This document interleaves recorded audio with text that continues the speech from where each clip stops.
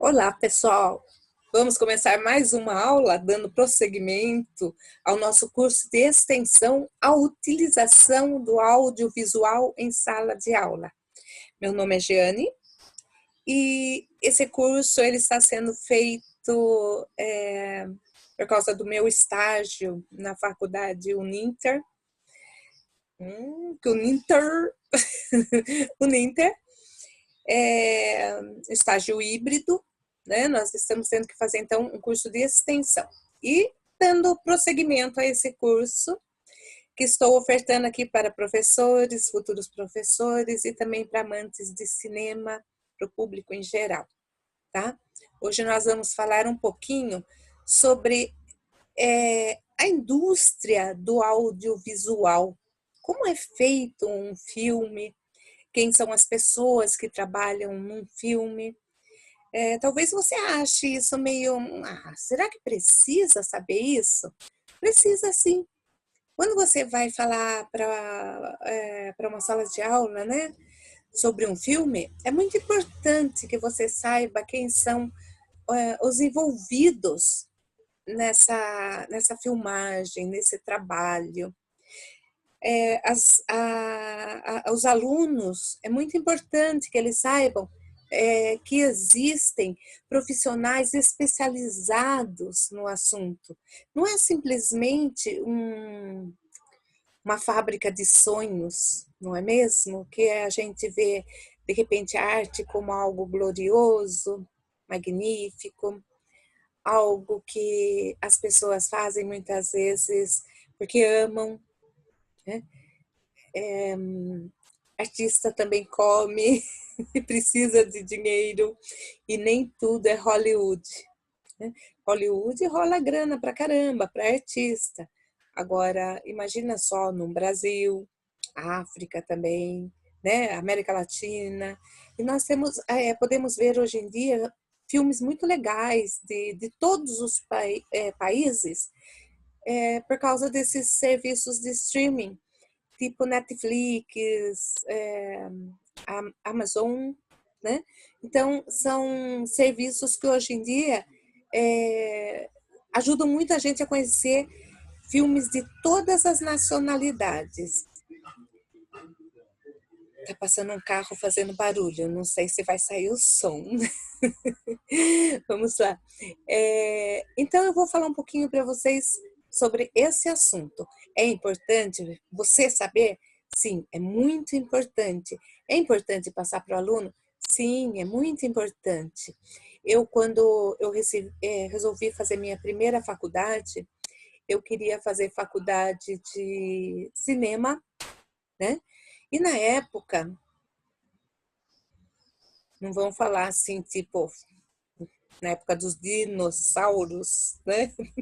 Na época existiam 3 faculdades de cinema no Brasil, não, 4.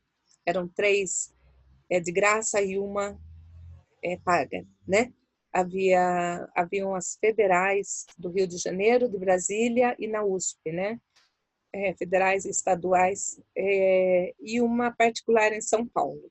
Eu não tinha condições de pagar a particular, então eu tentava passar do Rio de Janeiro, que eu tinha parentes por lá, coisa e tal.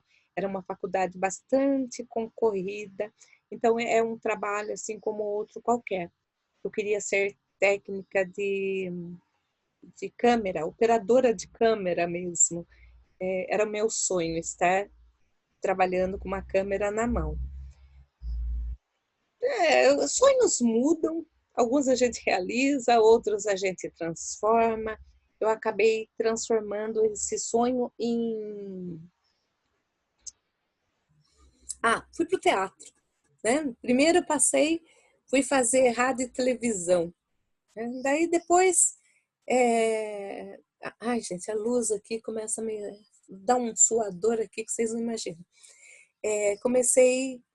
Passei para o teatro, né? Então, assim, para os alunos saberem que existem também essas profissões e como é feito esse trabalho que você vai apresentar para eles. É importante, é cultura, tá? Eu vou agora, então, colocar aqui para vocês meu PowerPoint, que eu faço com todo carinho, né? e na hora que eu fico meio assim, como que eu mexo aqui mesmo, nessas coisas aqui vamos lá, share screen, tá vendo? Lá, share screen apareceu aqui, eu clico na tela que eu já deixei aberta, né? Compartilhar, e apareceu, achou. O que é o audiovisual? Vamos aumentar aí um pouquinho de tamanho, olha, eu gosto de ficar um pouquinho maior. Olha eu aqui. Achou. Então, o que é o audiovisual, né? Que o nome do nosso curso é a utilização do audiovisual em sala de aula. O que é o audiovisual? Que nem eu já dei uma dica, né, no começo, é audiovisual, né? Ou seja, gente, outro carro barulhento. Não tem jeito, eu moro em rua movimentada. Então, é tudo, né? Que, olha só, é todo meio de comunicação em que há a utilização conjunta de elementos visuais, imagens, fotografias, desenhos, gráficos, esquemas, etc. E sonoros, ouvidinho, né? Aqui, ó, ouvidinho, tá? Então, música, voz, efeitos sonoros, em outras palavras, uma mídia audiovisual é toda aquela que pode ser vista e ouvida ao mesmo tempo. Tá? Uma fotografia? Não, só a foto não é, tá? Uma música que você está ouvindo no rádio? Não, não é, você não está vendo nada. O videoclipe, sim, né? Você está vendo e está ouvindo. Então, exemplos: filmes, documentários, desenhos, vídeo-vida, né? Aqueles vídeos que a turma faz em festas de aniversário e depois fica chorando. Ai, que lindo, maravilhoso. É um audiovisual também, porque é tudo aquilo que engloba estou vendo e estou ouvindo, tá? Tem alguns memes, né, que a turma coloca também, às vezes na internet, né? Tem imagem, tem som. Então, tudo que tiver imagem e som é audiovisual. E como funciona a principal indústria de audiovisual? É o cinema e a televisão, os principais, né? Cinema e televisão. Como funciona? Já parou para pensar nisso? Vamos lá, ver se muda. Uhum. Vamos lá. Então, quem decide qual filme, por quê, coisa e tal? Como surge isso?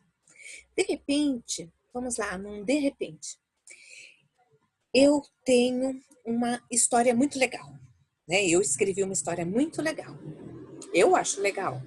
E eu tenho um conhecido que faz filmes, diretor de cinema. Eu corro lá com ele e falo: olha, conheça aqui meu trabalho, né? Veja isso aqui se você gosta, coisa e tal. E vai que esse diretor gosta. Aí ele vai pegar aquela minha ideia e vai colocar aquilo em prática. Essa é uma opção, né? Eu coloquei algo pequeno, né? Então, muitas vezes, em Hollywood, TV Globo, né? O que acontece? Quem pode escolher o que vai ser filmado pode ser tanto um diretor quanto um produtor, né? Lá nos Estados Unidos existem aquelas superprodutoras hollywoodianas, que hoje em dia estão até fechadas por causa do Covid, né? Estão trabalhando de forma mais lenta, mas existem. Então, elas trabalham, o produtor, que é o cara do din-din, escolhe o que vai fazer, porque para eles o que importa é o lucro, tá? O cinema do diretor é aquela coisa mais que o diretor vai escolher aquele filme que ele quer, né? Puxa, eu acho que isso vai ficar magnífico. E é um diretor já de renome, né? Um diretor que possa fazer isso, que o produtor permita que ele trabalhe à vontade. Isso é difícil, é muito difícil de acontecer, mas existem casos, tá? Então, o cinema é uma grande indústria cheia de operários. Vocês vão ver que é o que eu estou falando mesmo. E quando eu digo cinema, diga-se a televisão também, tá? Quer quando de repente seu filho aparecer, né? Ah, eu quero ser trabalhar no rádio, na televisão. É um trabalho como outro qualquer, gente. Não adianta você querer dizer, não, vai virar artista. É um trabalho como outro qualquer. A maior parte das pessoas que trabalham são técnicos. E os artistas, o elenco, né? São também pessoas que trabalham com seriedade, com profissionalismo. Não tem nada de bagunça, não. É coisa séria, tá? Então vamos lá. Existem várias possibilidades para o start de uma obra no cinema. Um diretor pode procurar um produtor com ideias para um filme, é o que eu disse, né? O diretor vai começar a ideia, né? Ou um produtor pode desenvolver uma ideia e montar a sua equipe, ou sair em busca de um roteiro para poder iniciar uma produção. De repente, eles falam, né? Tô sem ideia. E eles saem a cata aí de um roteiro. Ah, se catassem o meu, eu estaria feliz, porque é um bom emprego. Eu tirei essa falinha aqui desse blog, tá? Fala um pouquinho sobre o cinema. É o blog 365 filmes, né? .com.br. Tá aqui o link dele, se alguém se interessar. Foi de onde eu tirei essas definições, tá? Agora vamos lá, como é feito um filme? O filme, tudo começa com um argumento. O que é o argumento? É uma sinopse da história, um resumão de tudo o que vai acontecer na história. E aí, pegou esse argumento e o que faz? Conversou lá com o diretor ou com o produtor, né? Ou eles escolheram esse argumento, eles vão transformar aqui, ó. E aí, né? Ó, tá na frente. E então, né? Eles vão transformar esse argumento num roteiro, tá? E quem faz o roteiro, adivinha, é o roteirista, né? O roteirista escreve o roteiro, mais do que lógico, né? E o roteirista é alguém muito importante dentro da indústria cinematográfica, com toda certeza. Tanto que existe o Oscar, né, para melhor roteiro, roteiro adaptado, veja só, né? É, são algumas funções dentro do cinema que são muito importantes. Eu não coloquei algumas aqui que eu acho importantes também, porque é um resumão, tá? Se você gostar tanto do assunto, se aprofunda, é muito bacana. Então, aqui, ó, o argumento é transformado em roteiro, né, pelo roteirista. Essa é uma função muito importante dentro de um estúdio, é uma das mais importantes. Tanto que houve greves de roteiristas lá em Hollywood. Imagine só, né? E a maior delas, veja só, a maior de todas as greves aconteceu em 88, 1988, e foi a partir dessa falta de roteiristas que começaram os programas de reality shows.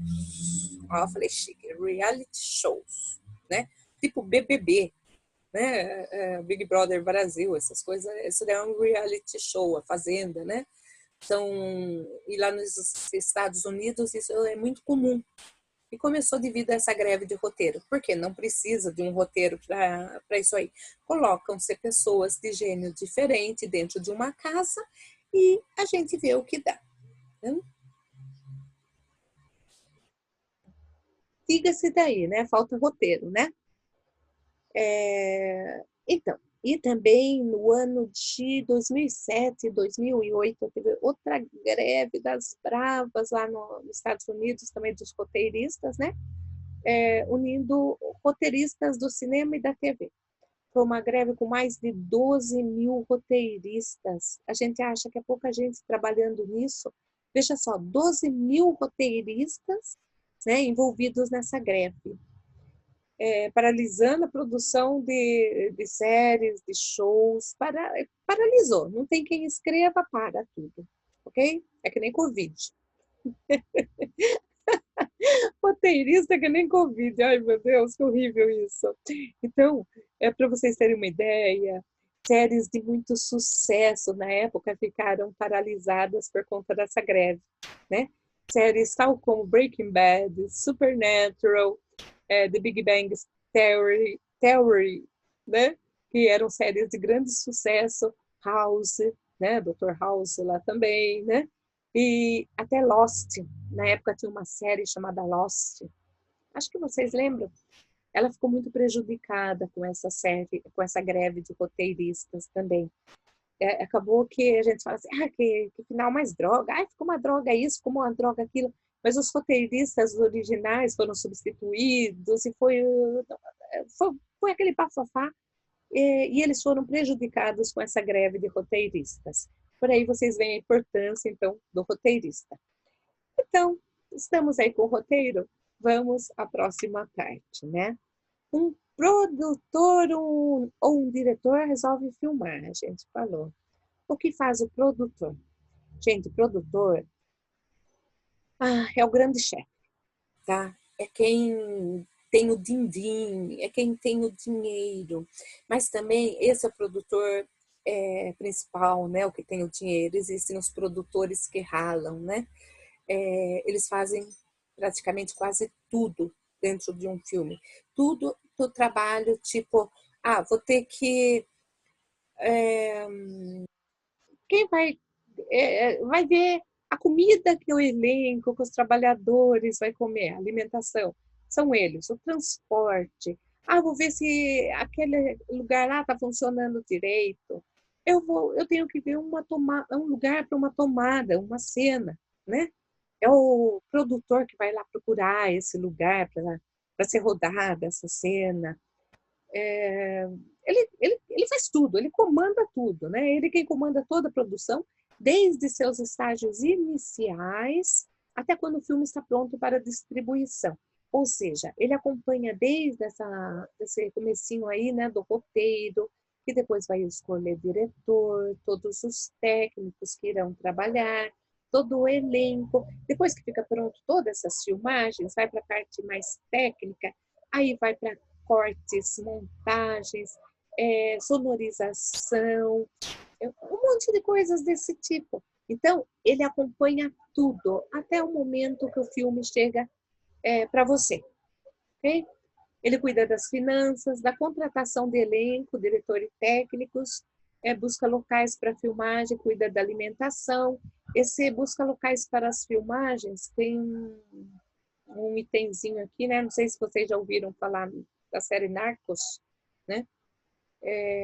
Um dos produtores morreu buscando um local para filmagem. Narcos fala sobre o narcotráfico, né, na Colômbia, e depois era para ser no México, e buscando locais para essas cenas, o cara foi assassinado, tá? Então, aí a série foi paralisada porque o pessoal envolvido se sentiu com pouca segurança para estar desenvolvendo a série. Tá? Então, produtor é o cara. Mas quem é o diretor? O diretor é o maestro de toda essa obra. O diretor é aquele cara que lê o roteiro já enxergando o filme, né? Ele olha e na mente dele já vai criando tudo. Ele já vê até os atores, né? Eu quero tal ator para fazer tal papel, eu quero aquele outro, quero aquele. É claro que o diretor viaja. E quem vai segurar ele? O produtor, né?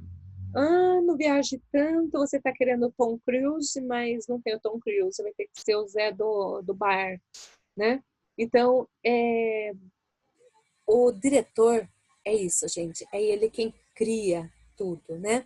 O diretor é como se fosse o grande maestro do filme, ele é o grande criador da cena, junto aos produtores, diretor de fotografia e de arte. Tá? Então, ele trabalha em conjunto com esses outros diretores também e com os produtores, é claro. Existem diretores reconhecidos mundialmente. Eu citei aqui Steven Spielberg, Quentin Tarantino, Tim Burton, Spike Lee, que são diretores que eu curto, diretores que eu gosto, mas existem muitos outros que eu gosto, muitos outros que eu citaria que não estão aqui na minha pequenina lista que eu coloquei os mais conhecidos, né? E temos diretores nacionais também de renome internacional. Olha só, os nossos diretores são conhecidos lá fora também, tá? Temos o José Padilha. José Padilha, ele fez Tropa de Elite 1, 2, Robocop, sim, ele fez a versão atual de Robocop, e é ele também que dirigiu a série Narcos, né, com Wagner Moura, e mais o pessoal. É uma série americana, junto com o brasileiro. Eu recomendo, se você não assistiu, é muito legal, muito, muito bacana. Temos o Fernando Meirelles também, ele fez Menino Maluquinho 2, Domésticas, muito legal. Cidade de Deus, eu amo, acho fantástico o filme, muito legal. O Jardineiro Fiel, se você não assistiu, assista o Jardineiro Fiel. Ele é produção também, acho que junto com os americanos, tem, acho que é o Ralph Fiennes no elenco, acho que é ele. É um filme muito bacana que fala sobre a indústria farmacêutica. Assista, bem legal. Também fez falando sobre os dois papas, né? Dois papas, um filme também bem legal, tem na Netflix, para quem... Eu já cito porque para a gente saber onde achar os filmes, né? Daí temos outros, que nem Walter Salles, Hector Babenco, Glauber Rocha, Cacá Diegues, Anselmo Duarte. Anselmo Duarte, eu tenho até uma história assim, engraçadinha, né? Porque eu nasci na mesma cidade que o Anselmo Duarte. E eu, como grande fã de cinema, uma vez eu tive a oportunidade de ir a um evento na cidade de Salto, no estado de São Paulo, e ele estava lá. Eu fiquei que nem uma tiete correndo, sabe? Eu corri lá, pedi um autógrafo para ele. E ele já estava senhorzinho, meio bem senhorzinho mesmo, não sei quantos anos, mas ele estava bem senhorzinho. E ele me atendeu muito solícito, muito atencioso, muito bacana. Mas eu fiz um papel meio assim de macaquinha de auditório mesmo, correndo atrás do Anselmo Duarte. Eu acho que ele deve ter ficado feliz porque ele teve uma época de glória no cinema nacional, tanto como diretor quanto como ator, né? E nessa época que eu corri atrás dele, já não estava com essa pose toda, mas é uma pagada de mico da minha parte. Quem é o diretor de fotografia, gente? Olha só, a gente assiste o Oscar, né? E escuta falar, né? Vamos ao Oscar para fotografia, né? Melhor fotografia, né? O que é o diretor de fotografia? O que ele faz? Ele é o profissional que supervisiona os técnicos que trabalham mesmo com a maquinaria no cinema, né? Olha só, é o profissional que supervisiona a equipe que trabalha com as filmagens, a iluminação e outras questões técnicas. Tá? Ele vê se tudo está funcionando. A iluminação é aquela mesmo que o diretor está querendo, aquela que ele criou junto ao diretor de arte, né? Um trabalho tudo em conjunto, esses diretores, né? É uma grande orquestra. É que nem eu falei, tudo na mão do diretor, né? Ele é o grande maestro e tem o produtor. A orquestra também tem o produtor. Alguma coisa rodou aqui atrás, não sei o quê. Está formando tempo de chuva, bem temporal. Sim, daí olha que interessante que eu coloquei aqui. Na maioria das vezes, em especial nas produções brasileiras, né, e de baixo orçamento, o diretor de fotografia também coloca a mão na massa e muitas vezes faz o trabalho do câmera, né? Nós não somos Hollywood, né? Então nós não temos o próprio câmera para estar seguindo. Então vai lá o diretor de fotografia, ou mesmo o diretor geral, foca, né? E é ele quem conduz a câmera.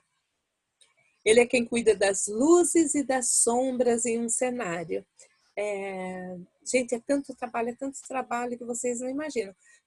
Quando a gente vê o filme pronto, uma peça pronta, a gente não imagina quantos detalhes são, como é difícil, como tem coisa, sabe?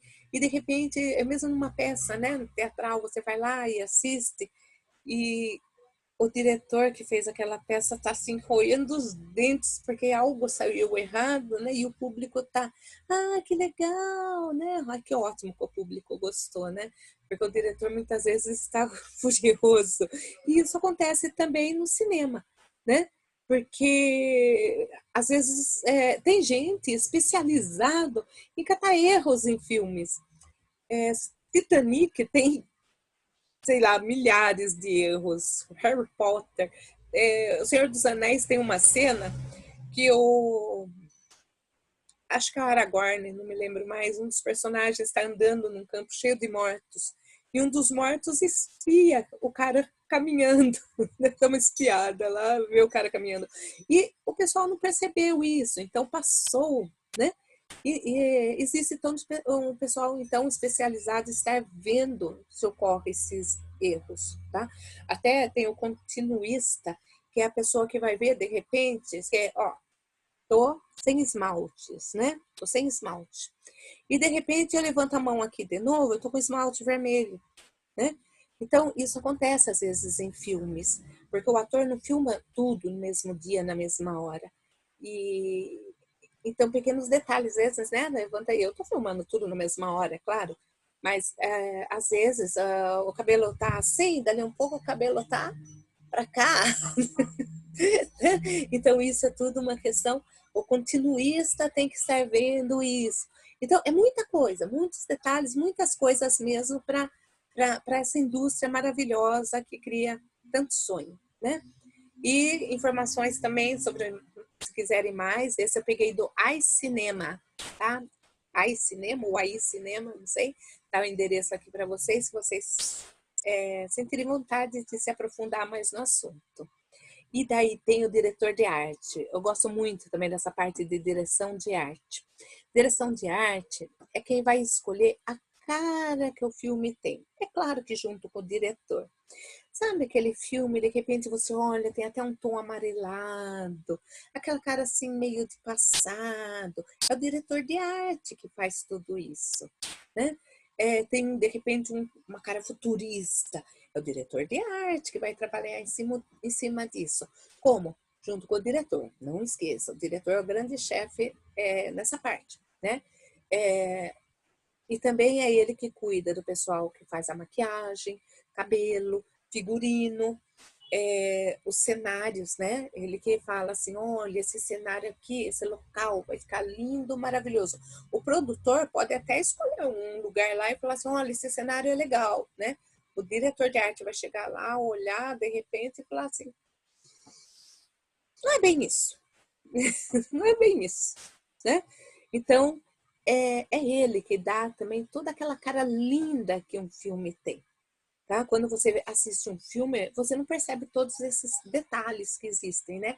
Mas para você ver como é uma grande indústria, existe o Oscar, que é um dos grandes prêmios da indústria cinematográfica, né? Assim como tem o Palma de Ouro, lá Leão de Ouro, festivais de cinema, né? Que premiam todo esse pessoal que trabalha nessa área. Finalmente chegou o elenco, né? Esse é o qual a gente sabe assim, nossa, ai, que lindo, que maravilhoso. Tem o Brad Pitt, tem o Tom Cruise, tem Rodrigo Santoro. Ah, Rodrigão Santoro, meu crush, né? Existem muitos atores e atrizes muito bons, né? E a gente, como fala, a gente se acostuma com esses rostos nos filmes, né? E, mas existem, hoje em dia, que nem eu falei, produções vindas de países que a gente não tinha contato, onde você vê um elenco fantástico atuando, coisa que nem sempre você vê em Hollywood. Existem atores que fazem sucesso, que simplesmente, ai meu Deus, me dá dor de barriga de ver atuar, né?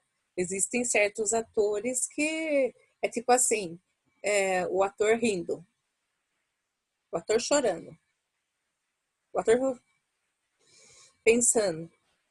É sempre a mesma cara. Existem elenco assim. Mas quem define o elenco é o diretor junto aos produtores, tá? Eles que vão ver quanto de din-din eles têm, né? E qual ator vai ficar legal. Não adianta querer colocar o Arnold Schwarzenegger fazer o papel de um mocinho de 15 anos, né?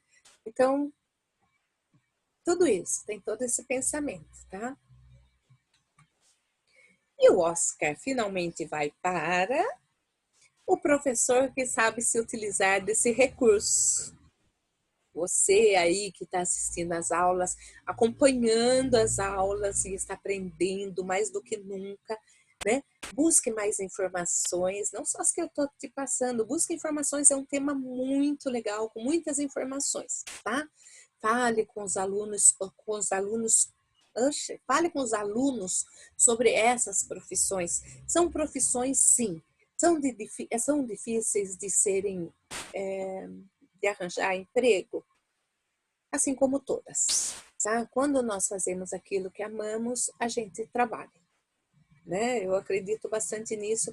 Hoje em dia existe bastante campo também para técnicos, porque existe material publicitário, existe os canais de streamings, né? O pessoal fazendo coisas para o YouTube, existe muito campo, é um campo vastíssimo.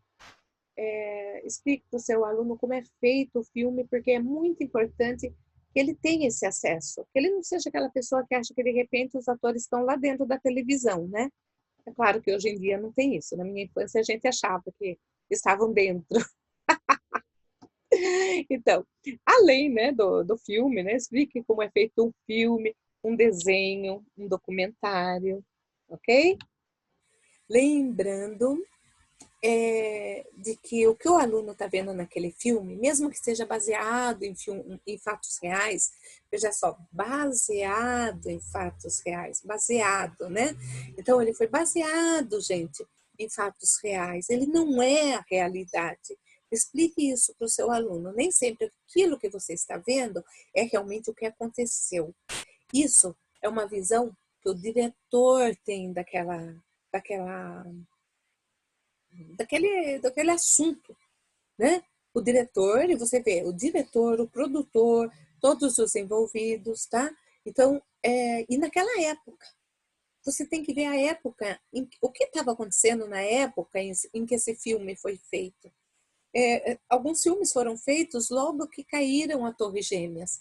Imagine quanta dor, quanto ódio estava impresso nesses filmes, né? Quando caíram as Torres Gêmeas, foram proibidos de passar certos filmes é, sobre determinados assuntos, né?